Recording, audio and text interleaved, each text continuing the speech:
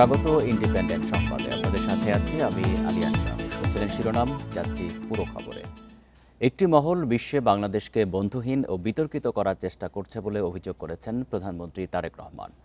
শুক্রবার বিকেলে রাজধানীর নয়াপল্টনে শ্রমিক দলের মে দিবসের সমাবেশে এই অভিযোগ করেন তিনি। যারা দেশে অরাজকতা সৃষ্টি করতে চায় তাদের ষড়যন্ত্র সম্পর্কে সতর্ক থেকে প্রতিহত করার আহ্বান জানান প্রধানমন্ত্রী।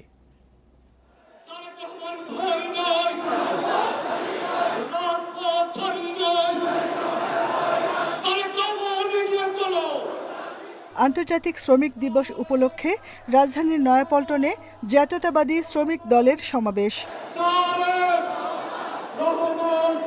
2.5 মাস বয়সী সরকারের নির্বাচনী প্রতিশ্রুতি বাস্তবায়নের কথা তুলে ধরেন নেতারা।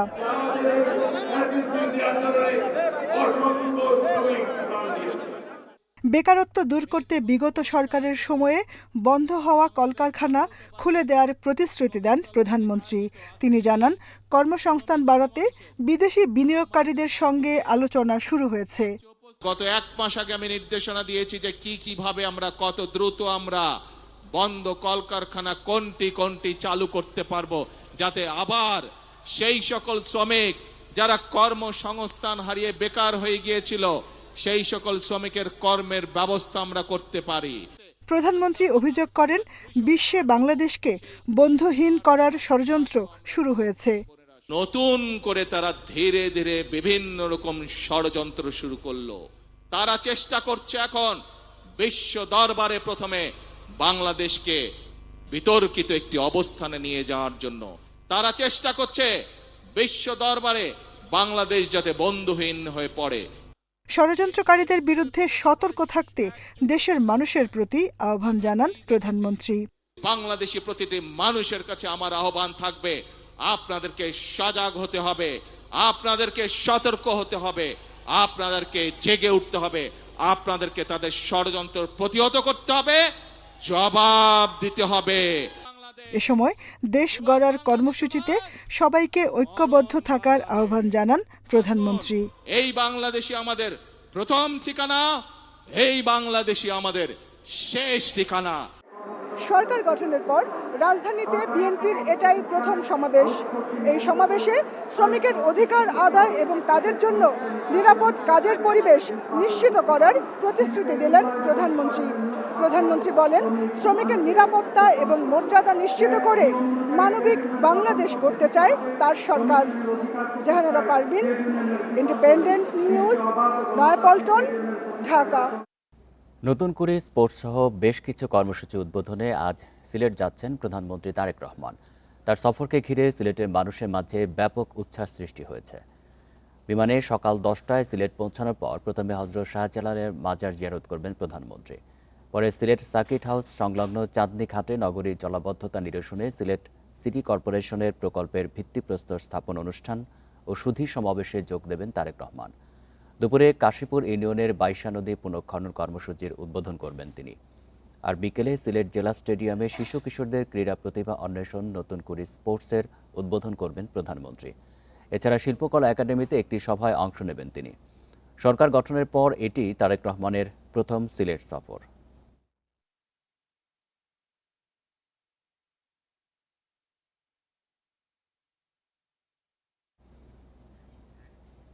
প্রধানমন্ত্রী তারেক রহমানের সিলেট সফর নিয়ে জানাতে যুক্ত হচ্ছেন সহকর্মী রানা মজুমদার।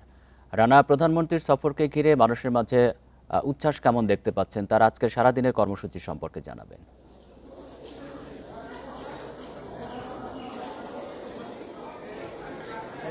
দেখুন, আসলে প্রধানমন্ত্রীর সিলেট সফরকে ঘিরে আমরা দেখেছি যারা দলীয় নেতাকর্মী রয়েছেন তাদের মধ্যে ব্যাপক উৎসাহ উদ্দীপনা লক্ষ্য করেছি আমরা, এবং তার আগমনকে ঘিরে কিন্তু বেশ আগে থেকেই আসলে প্রস্তুতি নেওয়া হয়েছে। আমরা এই মুহূর্তে রয়েছি নগরীর শাহজালাল রহমতুল্লাহি আলাইহির মাজার প্রাঙ্গণে, এখানে তিনি আসবেন সকাল 10:30 নাগাদ, অর্থাৎ 10টার দিকে তিনি সিলেট এয়ারপোর্টে এসে তিনি পৌঁছাবেন।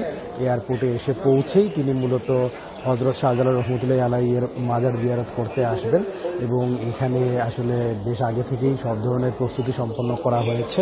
আমরা দেখেছি যে সকাল থেকেই মূলত এখানে সেনাবাহিনীর সদস্যরা উপস্থিত রয়েছে, পাশাপাশি পুলিশের সদস্যরা উপস্থিত রয়েছে, এসএসএফ এর সদস্যরাও আছেন, এখানে র্যাবের সদস্যরা আছেন। এর বাইরেও আসলে সাদা পোশাকে ও আইনশৃঙ্খলা বাহিনীর নজরদারি কিন্তু এখানে রয়েছে।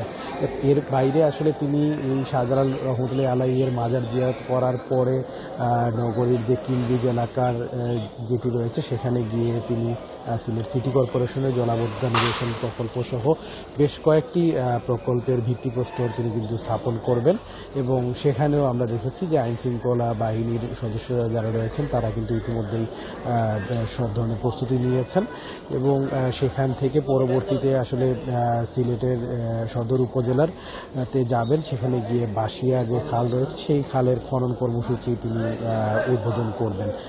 এরপর মূলত আসলে যেটি মূলত মেগা ইভেন্ট যেটিকে বলা হচ্ছে সেই মেগা ইভেন্ট নতুন করে স্পোর্টস 2026-এর উদ্বোধন করার জন্য তিনি সিলেট জেলা স্টেডিয়ামে যাবেন এবং সেখানেও সব ধরনের প্রস্তুতি কিংবা সব ধরনের আয়োজন সম্পন্ন করা হয়েছে।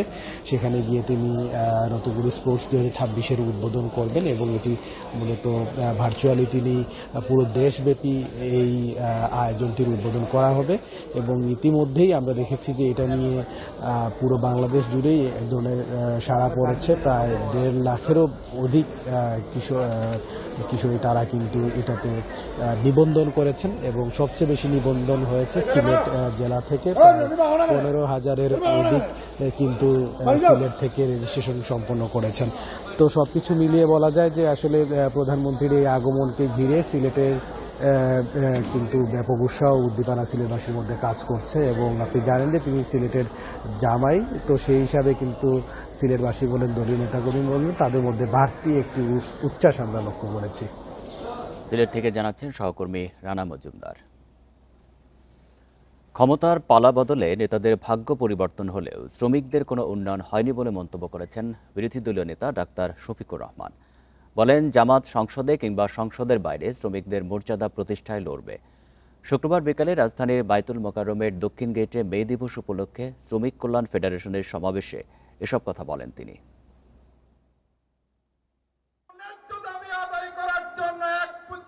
পয়লা মে আন্তর্জাতিক শ্রমিক দিবস উপলক্ষে শ্রমিক কল্যাণ ফেডারেশনের সমাবেশ। কানায় কানায় পূর্ণ রাজধানীর বাইতুল মোকাররমের দক্ষিণ গেটের সামনের বিভিন্ন সড়ক। যোগ দেন জামায়াতের কেন্দ্রীয় নেতৃবৃন্দ ও শ্রমিক ফেডারেশনের নেতাকর্মীরা। সমাবেশে জামায়াতের সেক্রেটারি জেনারেল মিয়া গোলাম পরোয়ার বলেন, শ্রমিকদের অধিকার প্রতিষ্ঠায় বিগত সময়ে নানা উদ্যোগ নেওয়া হলেও শ্রমিকদের কোনো উন্নয়ন হয়নি। বৈষম্য রোধ করে বাজার মূল্য বিবেচনায় শ্রমনীতি নির্ধারণের আহ্বান জানান তিনি।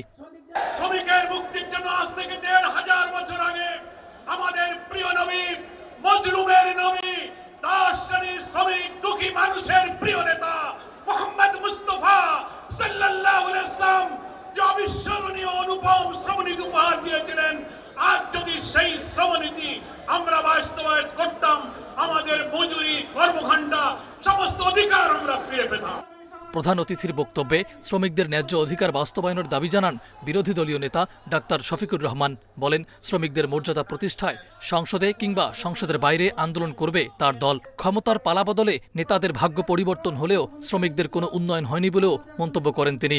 যতদিন সংসদের ভিতরে থাকবো, ভিতরেও যেন আপনাদের জন্য লড়াই করে যেতে পারে, আর বাইরের লড়াইয়ে চলবে ইনশাআল্লাহ। শ্রমিক অঙ্গনের ন্যায্যতা এবং মর্যাদা যতদিন প্রতিষ্ঠিত না হবে ততদিন আমাদের লড়াই অব্যাহত থাকবে ইনশাআল্লাহ। সমাবেশে বিগত ফ্যাসিবাদী সময়ে নিপীড়িত শ্রমিকদের মূল্যায়নের দাবি জানান বক্তারা। শ্রমিক নেতারা বলছেন, শুধু মে দিবস নয়, সারা বছরই শ্রমিকদের অধিকার নিশ্চিত করতে হবে। কর্মঘণ্টা 8 ঘণ্টা বাস্তবায়ন, নারী কর্মীদের নিরাপত্তা নিশ্চিতকরণ এবং নির্ধারিত সময়ে মজুরি বা বেতন প্রদানের দাবি জানিয়েছেন তারা। মাহফুজার রহমান মিলন, ইন্ডিপেন্ডেন্ট নিউজ, ঢাকা। একদিন বিরতির পর শুক্রবার আবারও বৃষ্টি হয় বিপাকে হাওরের কৃষক। এর মাঝেই যতটা সম্ভব ধান কাটছেন তারা। তবে এই ধান শুকানো যেন আরেক যুদ্ধ। মেঘলা আকাশে ধান শুকাতে না পারায় কষ্টের ফসল নষ্ট হওয়ার আশঙ্কা চাষিদের। ক্ষতি কমাতে সহায়তার আশ্বাস দিয়েছে প্রশাসন। এদিকে 5 জেলায় অন্তত 40,000 হেক্টর জমির ধান তলিয়ে গেছে বলে প্রাথমিকভাবে ধারণা করা হচ্ছে। হাওরের বুকে ভাসছে ছোট ছোট নৌকা। যতটুকু পারা যায় ধান কেটে পাড়ে আনার চেষ্টায় কৃষক। এর মধ্যে থেমে থেমে বৃষ্টি আর মেঘলা আকাশের বিড়ম্বনা। মৌলভীবাজারে তলিয়ে আছে 1150 হেক্টর জমির ধান। বৈরী আবহাওয়াতেও চলছে কাটা আর মারাই। তবে উজানের ঢলের শঙ্কা কাটছে না স্থানীয়দের। আজকে এই তোমার দেখ রায় জমিন দেখ রায় ধান হালকা আছে, কিন্তু কালকে ইয়া এই জমিন বুড়াইল থাকবো, এই জমিন ফানি ভরা থাকবো। ও অন্য গেছে 2 কেয়ার ফানির মূল আর ও 2 কেয়ার লাগছিলাম, এখন আধিয়ার ও উইব খাড়ছি আর রয়েছে পানির মূল। শুক্রবার সকাল থেকে থেমে থেমে বৃষ্টি হবিগঞ্জেও। সদর, আজমিরিগঞ্জ, বানিয়াচং, নবীগঞ্জ, বাহুবল ও লাখাই হাওরে প্রায় 11,000 হেক্টর জমির বোরো ধান ক্ষতিগ্রস্ত। এর মধ্যে প্রায় 5,600 হেক্টরের ধান পুরোপুরি তলিয়ে গেছে। সামান্য কিছু খাটলাম, এটা তো ইসলামের না, অনেক ফাটি শেষ সিদ্ধ দিয়েছিলাম, নষ্ট হয়েছে। কোনো ক্ষেত্রে 40% ধান আছে, আর কোনো জমি আছে কাঁচা অবস্থা একবার চলে গেছে। সুনামগঞ্জের বিভিন্ন হাওরে অন্তত 13,000 হেক্টর জমির ফসল ক্ষতিগ্রস্ত হয়েছে বলে জানিয়েছে কৃষি বিভাগ। কিশোরগঞ্জে নতুন 2,000 হেক্টর সহ তলিয়ে আছে 6,700 হেক্টর জমির ধান। সরকারি সহায়তা নিশ্চিতে ক্ষতিগ্রস্ত কৃষকদের তালিকা তৈরির কথা জানিয়েছে প্রশাসন। আমাদের ক্ষতিগ্রস্ত কৃষকের একটা তালিকার কাজও আমরা করছি এখানে। সেক্ষেত্রে আমাদের উপজেলা নির্বাহী অফিসার, আমাদের এই উপজেলার সম্মানিত কৃষি অফিসার এবং আমাদের আরও যারা নেতৃবৃন্দ যারা আছেন তাদেরকে সম্মিলিত করেই আমাদের এই তালিকা করার কাজ চলছে। নেত্রকোনার 9,500 হেক্টরের বেশি ক্ষেত তলিয়ে ক্ষতির মুখে অন্তত 20,000 কৃষক। বন্যা পরিস্থিতির অবনতির কথা মাথায় রেখে প্রয়োজনীয় প্রস্তুতির কথা জানিয়েছে প্রশাসন। রেশমি নন্দী, ইন্ডিপেন্ডেন্ট নিউজ। টানা বৃষ্টিতে সুনামগঞ্জের হাওর ও নিচু এলাকার পানি ওঠার মাঝেই জমির ধান কাটছেন কৃষকেরা। তবে সূর্যের দেখা না মেলায় মাড়াই ও শুকানোর অভাবে নষ্ট হচ্ছে শত শত মণ ধান। ধানের চারা গজানো শুরু হয় বিপাকে ফসলহারা কৃষক। ক্ষতি কমাতে কাটা ধান স্তূপ করে না রাখার পরামর্শ কৃষি বিভাগের। শান্তিগঞ্জের পাখিমারা হাওরে 20 বিঘা জমিতে বোরো আবাদ করেছিলেন কৃষক জাবেদ আলী। অতিবৃষ্টিতে নষ্ট হয়েছে 10 বিঘা জমির ফসল। বাকি ধান কাটতে পারলেও মেঘলা আকাশ আর বৃষ্টির কারণে শুকাতে পারেননি। 200 বস্তা ধানেই গজাচ্ছে চারা। 2-250 মণ ধান হয়েছে, এগুলা একবারে গেরাইয়া লম্বা লম্বা, খাওয়ার মতো নাই, শুকাইমর মতো নাই, একবারে দুর্গন্ধ আসছে। কৃষক জাবেদ আলীর মতোই পাকা ধান নিয়ে বিপাকে পড়েছেন হাওরের সব কৃষক। রোদ না ওঠায় পচে যাচ্ছে ধান, ছড়াচ্ছে দুর্গন্ধ। শুকাতে না পারায় মাড়াই করা 1/3 ধানই নষ্ট হওয়ার পথে। 10 কানি জমির মাঝে আমার 5 কানি জমিন পানি ডুবে, আমি কাটতাম পারছি না। আর অনে যে ধানগুলা পাইছি ধানগুলো আমি রোদে শুকাইতে পারলাম না। 3 কার জমিন খাইতে আনছিলাম, মনে যা ওই পানি হাতরাইয়া অনেক শুকাইতে পারলাম না। আমার তো অচিন্তের উপরে আশা ভরসা, আমার তো আর কোনো বাদি নাই। গেরা উঠে গেছে এবং এই ধানগুলো কোনো কার্যকর হবে বলে মনে হয় না। এরপরে আমরা মনের প্রশান্তির জন্য মূলত আমরা এই ধানগুলো আনছি এত কষ্ট করে। বৈরী আবহাওয়ায় ভেজা ধানে চারা গজানো ঠেকাতে কৃষকদের ধানগুলো মেলে রাখার পাশাপাশি সম্ভব হলে ফ্যানের বাতাসে শুকানোর পরামর্শ কৃষি কর্মকর্তার। কম্বাইন্ড হারভেস্টার এবং লেবার দিয়ে ধান কর্তন চলছে এবং যে ধানগুলো কৃষক ইতিপূর্বে কেটেছে সেই ধানগুলো আমরা কৃষকদেরকে পরামর্শ দিচ্ছি যাতে কোনো উঁচু জায়গায় বা বারান্দায় বা বাসা বাড়িতে যাতে অন্তত মেলে রাখে ধানগুলোকে এবং একটা ফ্যানের ব্যবস্থা করে, বাতাস দেওয়ার ব্যবস্থা করে, তাহলে ধানগুলো ভালো থাকে। জেলায় এবার 2,23,511 হেক্টর জমিতে বোরো চাষ হয়েছে। আর জলাবদ্ধতায় এ পর্যন্ত 13,000 হেক্টর জমির ফসলের ক্ষতি হয়েছে বলছে কৃষি বিভাগ। Independent news. হাওর অঞ্চলে কৃষকদের সহায়তায় বোরো ধান ও চাল সংগ্রহের তারিখ এগিয়ে এনেছে সরকার। পূর্ব নির্ধারিত 15 তারিখের পরিবর্তে 3 মে থেকে এই সংগ্রহ কার্যক্রম শুরু হবে। শুক্রবার খাদ্য মন্ত্রণালয়ের জনসংযোগ বিভাগ থেকে এক বিজ্ঞপ্তিতে এই তথ্য জানানো হয়েছে।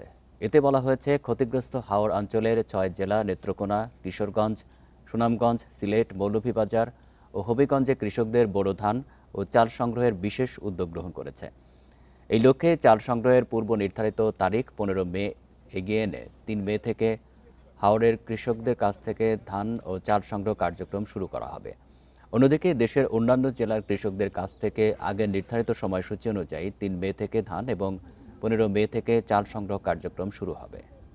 এদিকে 6 দিন বন্ধ থাকার পর আবারও চালু হলো দিনাজপুরের বড়পুকুরিয়া তাপবিদ্যুৎ কেন্দ্রের প্রথম ইউনিট। শুক্রবার রাতে কেন্দ্রের প্রধান প্রকৌশলী আবু বকর সিদ্দিক বিষয়টি নিশ্চিত করেন। 125 মেগাওয়াট ক্ষমতা সম্পন্ন ইউনিটটি পুনরায় চালু করা হয়। এই ইউনিট থেকে প্রায় 55 থেকে 60 মেগাওয়াট বিদ্যুৎ জাতীয় গ্রিডে সরবরাহ করা হচ্ছে। 22 এপ্রিল রাতে কয়লার সঙ্গে পাথর আসায় বয়লার পাইপ ফেটে বিদ্যুৎ কেন্দ্রটির উৎপাদন বন্ধ হয়ে যায়। সেটি মেরামত শেষে চালুর 15 ঘণ্টা পর 25 এপ্রিল বয়লারে পাইপ ফেটে যাওয়ায় ইউনিটটির উৎপাদন বন্ধ হয়ে যায়।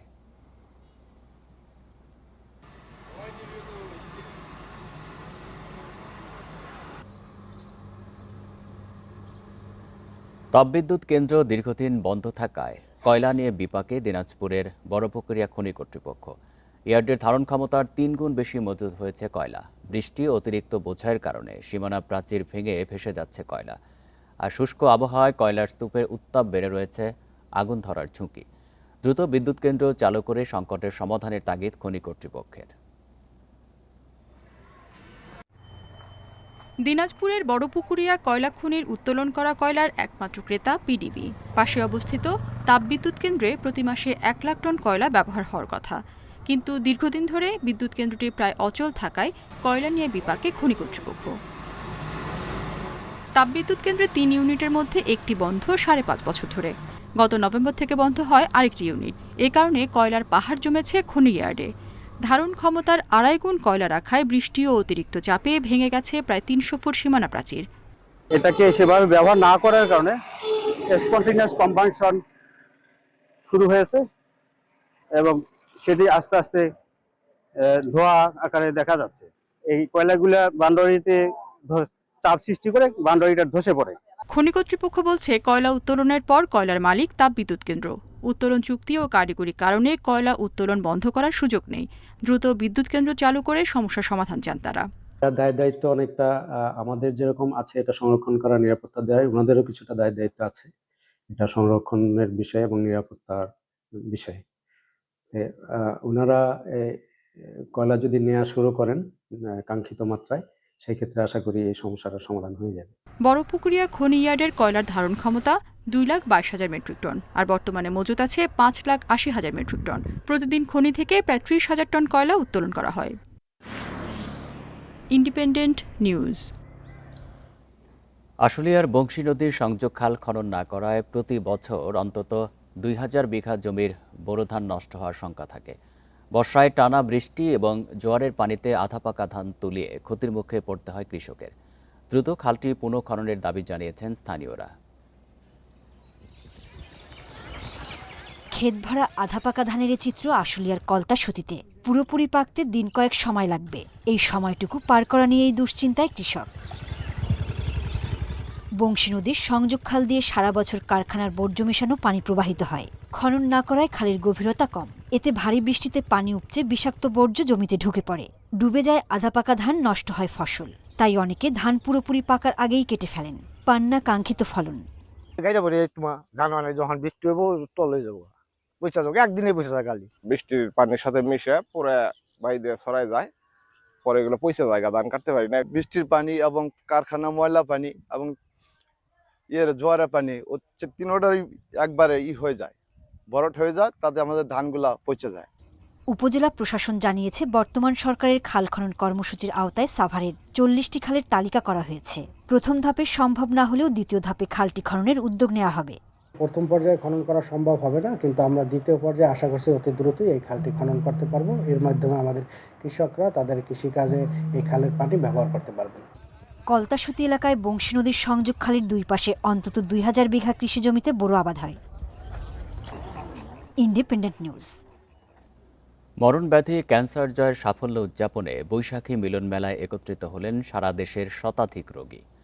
চট্টগ্রামের জেইসি কনভেনশন হলে ক্যান্সারজয়ী অদম্য যোদ্ধাদের জানানো হয় সম্মাননা। ক্যান্সার আক্রান্ত ও জয়ীদের অনুপ্রেরণা দিতে শুক্রবার এই আয়োজন করে আহসানিয়া মিশন ক্যান্সার হাসপাতাল। নিজেদের মতো করে গল্পে মত্ত 3 তরুণী। দেখে বোঝার উপায় নেই তারা সবাই মরণব্যাধি ক্যান্সারের সাথে যুদ্ধ করে জয়ী হয়েছেন। এদের মধ্যে সবচেয়ে কম বয়সী জান্নাতুল ইসলাম। 2 বছর আগে বোন ক্যান্সার ধরা পড়ে তার। সেই থেকে প্রতিনিয়ত যুদ্ধ করছেন বেঁচে থাকার জন্য। দৃঢ় বিশ্বাস একদিন ক্যান্সারকে জয় করবেন তিনি। আমি নিজেকে শক্ত রাখি, যদি কখনো মন খারাপ হয়ও বা আসলে মাথায় চিন্তা ভাবনা আসতেই দিইনি যে আমি মারা যেতে পারি বা আমার পা নাও থাকতে পারে। অপর দুইজন শারমিন আক্তার ও নুসরাত শারমিনও সুস্থ হয়েছেন ক্যান্সার থেকে। মরণব্যাধি ধরা পড়লে হতাশ না হয়ে ক্যান্সারকে জয় করার প্রত্যয় ছিল জানান তারা। হয়তো হাতে আর অল্প কিছু দিন আছে, এটাই হচ্ছে ক্যান্সার পেশেন্টের সর্বপ্রথম অনুভূতি। কোনো রিয়াকশন ছিল না, আমার জাস্ট মনে হয়েছে ওকে ধরা পড়েছে, এখন ট্রিটমেন্ট করতে হবে, ভেঙে পড়া যাবে না। আয়োজকরা বলছেন ক্যান্সার আক্রান্ত হলে মৃত্যু ভয় পেয়ে বসে সবাই, আবার ক্যান্সার মুক্ত হলেও অনেকে ভালো চোখে দেখেন না। তাই ক্যান্সার আক্রান্ত জয়ীদের অনুপ্রেরণা দিতে এই আয়োজন। এই যুদ্ধ থেকে যারা জয় করে আসে ওরা হচ্ছে এক একজন আসলে যোদ্ধা, একজন বড় বড় যোদ্ধা। তো ওই যোদ্ধাদের সম্মান দেওয়াটা এটা আমাদের আসলে কর্তব্য, একজন ক্যান্সার বিশেষজ্ঞ হিসেবে আসলে আমাদের কর্তব্য। অনুষ্ঠানে আলোচনা সভার সাথে ছিল ক্যান্সার বিজয়ীদের সম্মাননা প্রদান পর্ব। মেলার বনসাই গাছ আর নানা রকম পিঠাপুলি দিয়ে সাজানো স্টলগুলো নজর কাড়ে সবার। Independent news. বৈরী আবহাওয়া ও ভারী বৃষ্টির প্রভাব পড়েছে রাজধানীর কাঁচা বাজারে। সরবরাহ সংকটের অজুহাতে বেড়েছে বেশিরভাগ সবজির দাম, ডিম ও মুরগির দামও চড়া। তবে মূল্য বৃদ্ধির পর বাজারে বোতলজাত সয়াবিন তেলের সরবরাহ বেড়েছে। শুক্রবার ছুটির দিন হলেও মূলত বৃষ্টির কারণে রাজধানীর বাজারে ক্রেতা উপস্থিতি ছিল কম। তবে বেলা বাড়ার সাথে সাথে ভিড় বাড়তে থাকে বাজারে।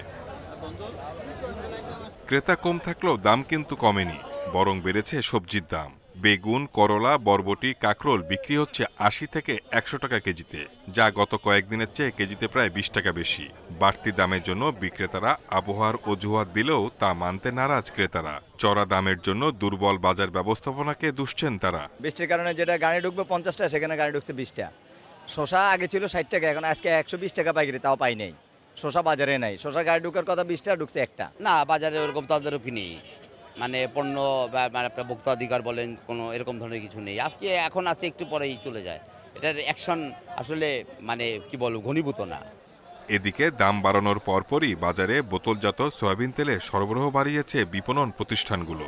সরকার নির্ধারিত ১৯৯ টাকা লিটারে বিক্রি হচ্ছে সয়াবিন তেল। জনগণ কি চায় সেটা আপনি দেখেন, আপনি জনগণের গোল টেবিল নিয়ে বসেন, জনগণের মুখোমুখি হন, জনগণ কি বলতে চায়, জনগণ কি চায়। আমাদের মতো সাধারণ মানুষ যারা আমরা নিত্য প্রয়োজনীয় জিনিসের দামটা অবশ্যই সচরাচর তাদের উচিত দেখা, যে দামটা দেখুক, দেখে নির্ধারণ করুক। কারণ বাংলাদেশ স্বল্প আয়ের মানুষ আমরা, এখন তো আমাদের তো বেতন বাড়ছে না। সপ্তাহের ব্যবধানে ১০ টাকা বেড়েছে ডিমের দাম। ফার্মের মুরগির ডিম বিক্রি হচ্ছে ১৩০ থেকে ১৩৫ টাকা ডজনে। এদিকে ব্রয়লার মুরগির কেজি ১৮০ থেকে ১৯০, আর সোনালির দাম ৩৬০ টাকা KG. Shahid Ahmed, independent news, Dhaka. এই ছিল এখনকার সংবাদে। ইন্ডিপেন্ডেন্ট টেলিভিশনের সব খবরের আরও বিস্তারিত জানতে চোখ রাখুন ফেসবুক, ইউটিউব এবং এক্সে। ধন্যবাদ সবাই।